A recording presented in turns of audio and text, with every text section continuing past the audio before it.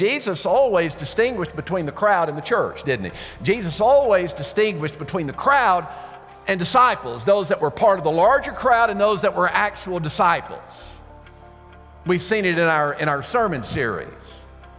Jesus, even last week, we saw goes back and forth between the crowd and the disciples. Says something very different to each one. He would speak to the crowds, and then the text might say something like, and he turned to his disciples and said.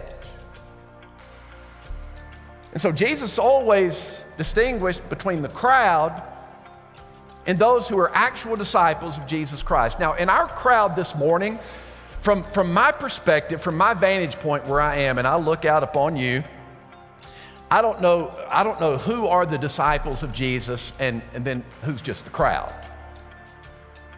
Who's a member of the actual body of Christ, and then who's just here among the crowd. From this perspective, I can't tell the difference.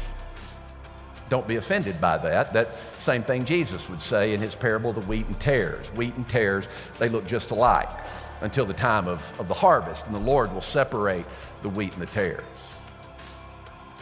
But from up here, it just looks the same. It's one thing to confess, to say that you're a Christian. It's a whole nother thing to actually be a Christian.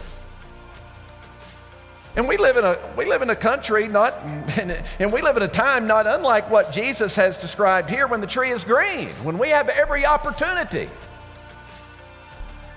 We're unencumbered, we're unhindered in our pursuit of our faith. We have the freedom to come together and to worship. We take it for granted.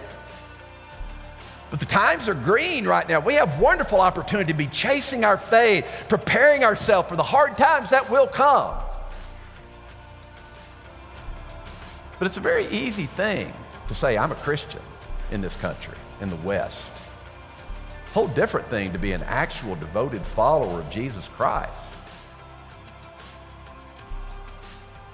I always like the story that was told of Abraham Lincoln when he was practicing law.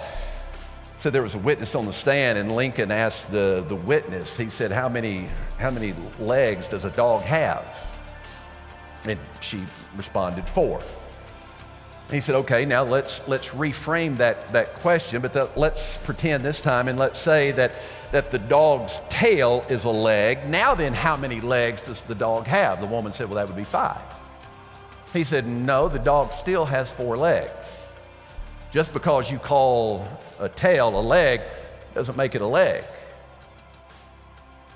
In the same way, just because you say you're a Christian, it doesn't make you a Christian.